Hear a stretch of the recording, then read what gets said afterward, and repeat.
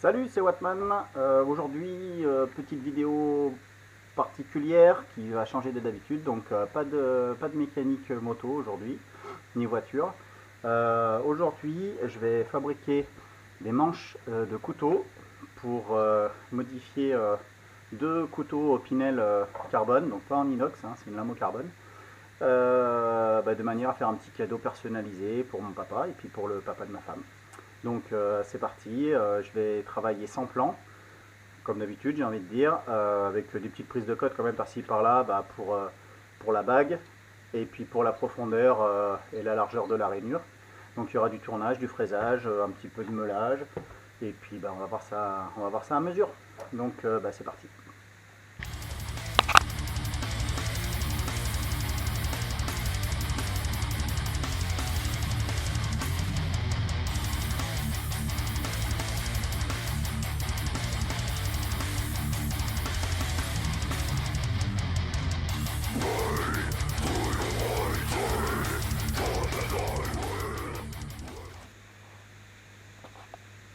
Elle me saoule un petit peu cette caméra, je dois être honnête. Ça c'est mes cotes, donc on a mon cône, 17,25 au plus gros, 15,5 au plus petit sur 25 de long.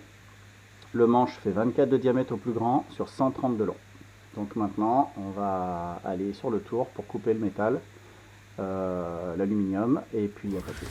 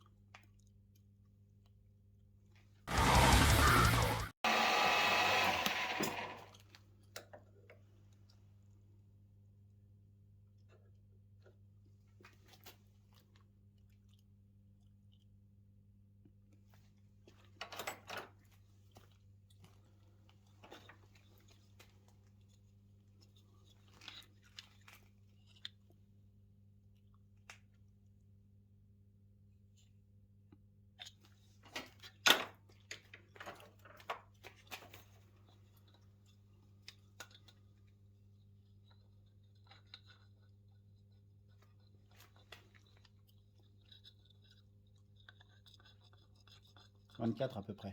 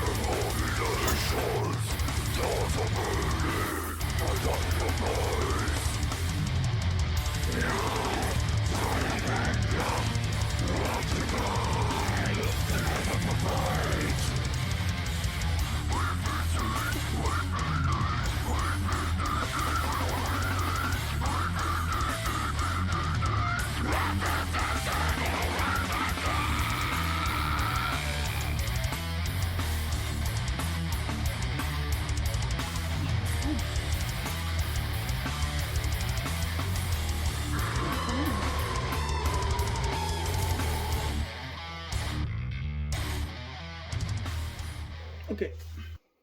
Bon alors, qu'est-ce que je suis en train de faire? Donc j'ai fait le deuxième manche, à peu près avec les mêmes spécifications que l'autre, pas tout à fait. Et celui-ci, en fait, je vais lui donner la forme, ce biseau-là. Là. Je ne sais pas si on le voit, voilà. Donc je vais le faire avec cet outil-là qu'on appelle un tourteau. Et là, qu'est-ce que je suis en train de faire? Je suis en train de changer les plaquettes du tourteau. Je ne sais pas si on va bien voir. On voit qu'elles n'ont pas la même couleur. Je ne sais pas si on voit bien. Celle-ci, elle est plus couleur bronze et celle-ci plus couleur aluminium. Parce que là, comme je vais travailler sur de l'aluminium, il ne me faut pas la même qualité de plaquette. Donc je change les plaquettes. Donc maintenant, il faut que je calcule mon angle. Ah, ça va faire beaucoup d'angles là quand même. Pour avoir à peu près le même. Après, c'est pas une pièce de voiture, c'est pas un surfaçage de culasse, donc on n'a pas forcément besoin d'avoir des cotes absolument au micron. Enfin, vraiment là, c'est du basique, hein, ça reste un manche de couteau. Hein, là, il n'y a pas de finition, il n'y a rien.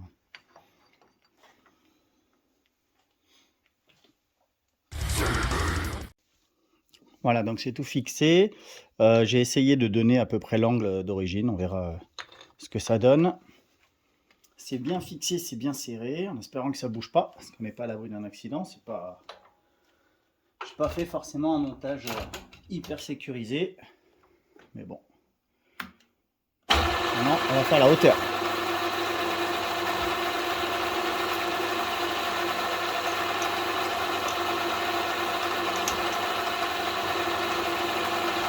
Voilà. Donc là, je sais pas si on a vu, j'ai fait mon point 0.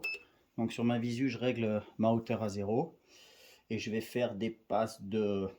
On va commencer par des passes de 1 mm. 1 mm et demi. Je m'en rends pas trop compte. Le problème, c'est que j'ai pas de formation dans le métier. Donc je vais vous montrer. Hop. Voilà, donc là c'est l'axe des Z.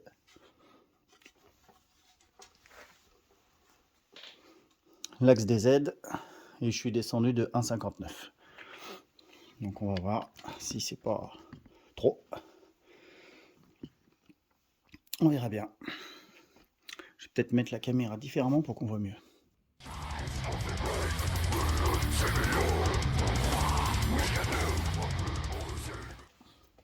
Je suis descendu de 6 mm,145.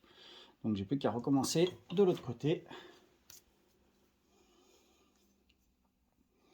En espérant que je vais réussir à trouver le même angle. Et le même alignement.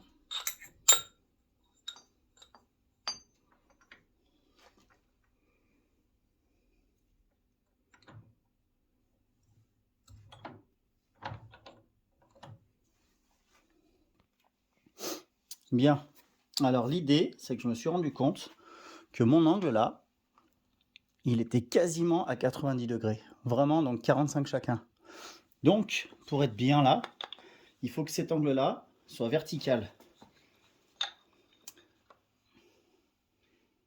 Et honnêtement, je pense qu'on est pas mal.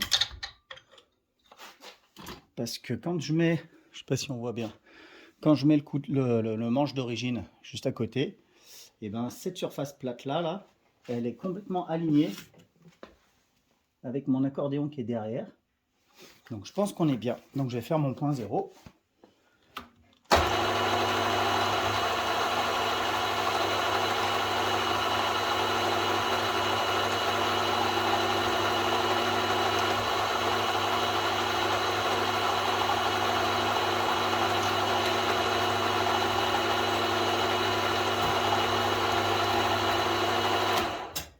Donc ça c'est mon point zéro. Et on va descendre. On va prendre des passes de 1,5.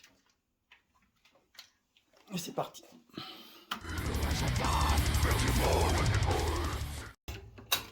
Donc là, ce que je vais essayer de voir, parce qu'il me reste une passe à faire, je vais vérifier que mes deux traits là soient bien parallèles. Si c'est le cas, ça veut dire que je suis bien aligné.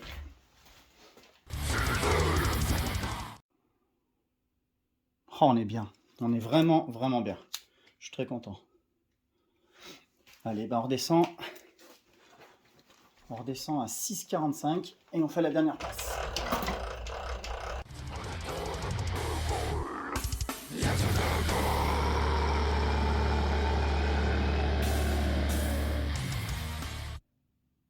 Bon, il n'y a pas de finition hein, pour l'instant.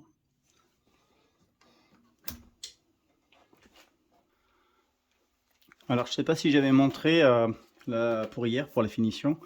Ce que je fais, c'est que j'utilise de la toile émerie.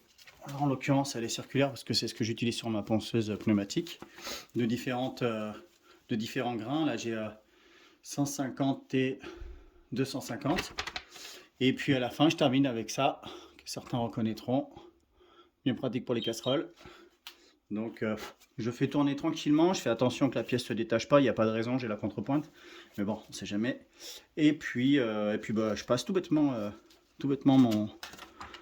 ma toile dessus, ma toile émerie, et puis ça donne une bonne finition.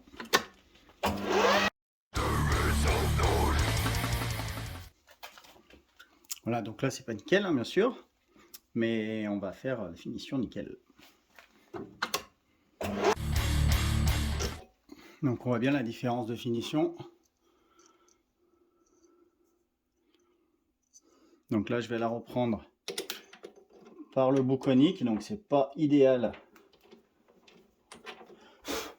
C'est pas idéal au niveau du serrage, mais là je mets pas d'effort, hein, je mets pas d'outil de coupe ni rien, donc pas de raison que ça bouge.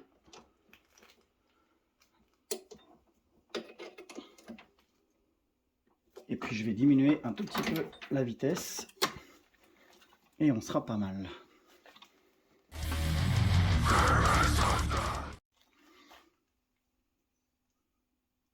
Et on a une finition pseudo brossée.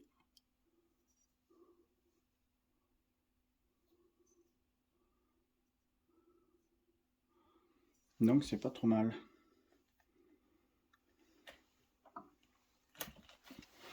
Bon, moi je vais passer à l'assemblage du couteau, hein, je pense qu'on n'est pas trop mal.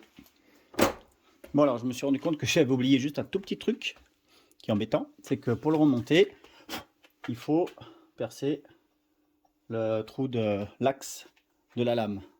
L'axe qui est là, si on voit bien, voilà, de la lame qui est là. Voilà. Donc, eh ben, on va percer un trou.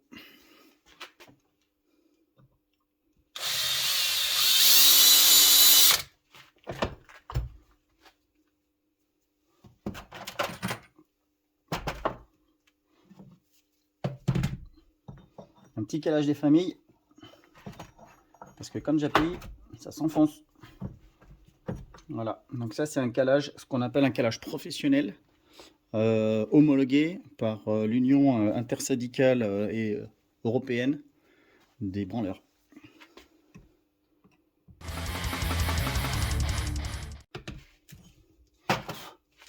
On vérifie si ça traverse. C'est le cas. Donc on est pas mal.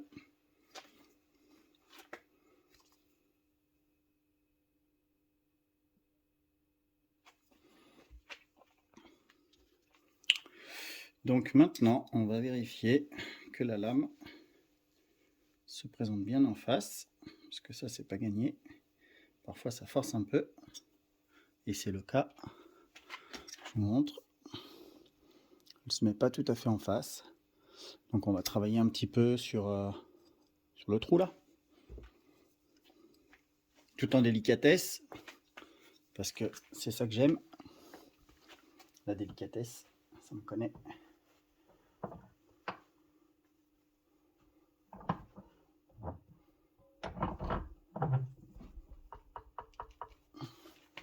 Donc l'outil de la délicatesse. Je pense que je couperai le son.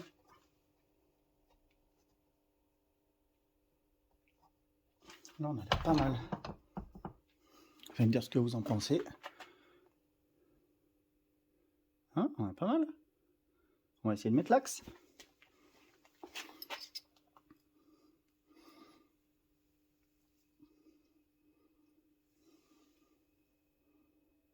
On est pas trop mal.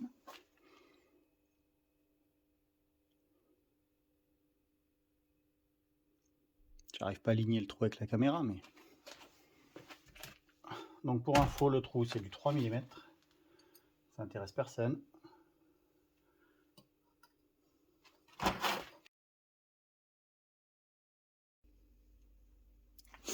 Allez, on reprend où on en était.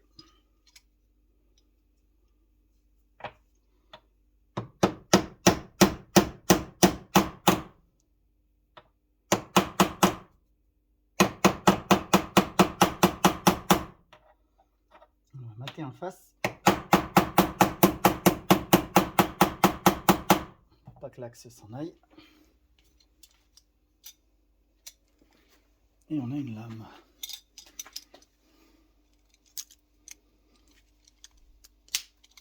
Ok.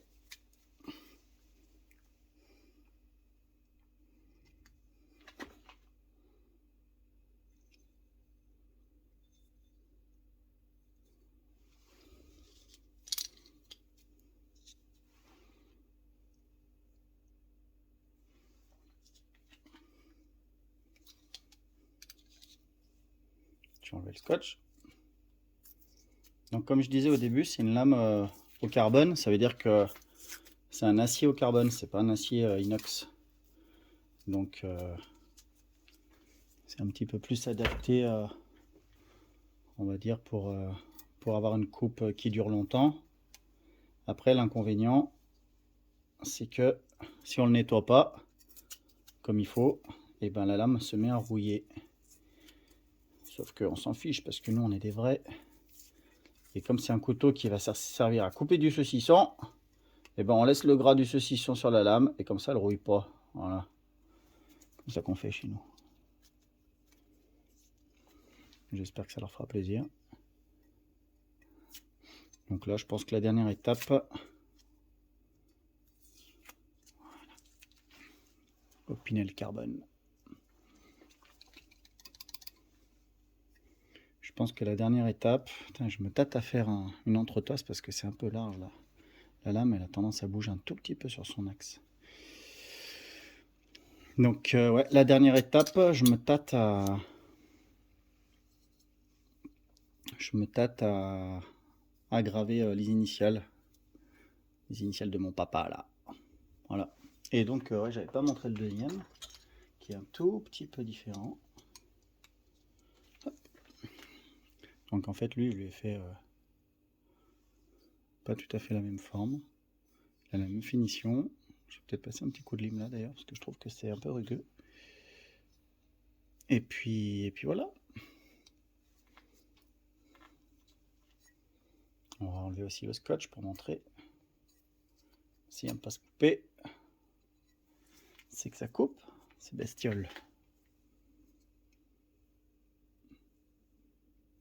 Je le sens rien qu'en passant mes doigts sales dessus. Que ça coupe.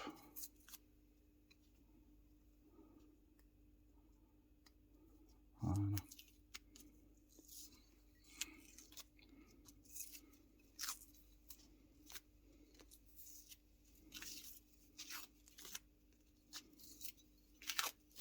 Le problème, c'est que ma rainure, j'ai pas pu la faire exactement comme je voulais. Je voulais la faire toute à la fraise, sauf que ma fraise a cassé. Elle a cassé aux 3/4 du premier là de celui-ci. Pourtant, j'étais pas gourmand, je faisais des prises, des passes normales quoi.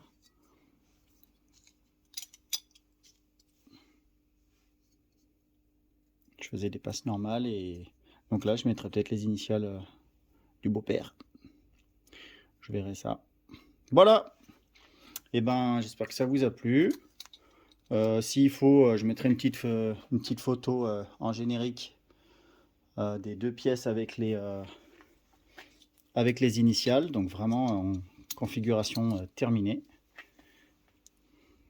Donc c'est pas les mêmes, hein. On voit que la taille des manches n'est pas tout à fait la même. Donc ceux qui veulent acheter ça, c'est Opinel numéro 10. Marqué là, numéro 10. Donc numéro 10, ça veut dire que la lame fait 10 cm. Et moi je m'en étais fait un numéro 12, un peu plus grand, ne sachant pas la taille qu'il ferait. Et du coup il est un petit peu grand. Mais bon, c'est sympa, ça coupe bien le saucisson. Voilà. Et la lame est le manche est un tout petit peu plus travaillé. Il y a plus de travail de fraiseuse. J'ai fait des petites ouvertures dans le manche, là qui traversent en plus. Donc quand la lame est ouverte, on voit à travers. Mais c'est beaucoup plus de boulot. Puis surtout le manche est plus gros, donc plus de matière, on peut plus travailler. Voilà. Et ben, je vous souhaite le meilleur. Je vous dis à bientôt. Hop, je vais le faire même comme ça, vu que j'ai un super pied de caméra. Hop là. Voilà, je vous souhaite le meilleur. Prenez soin de vous. Passez de bonnes fêtes de fin d'année. Et je vous dis à la prochaine sur la prochaine vidéo. Salut!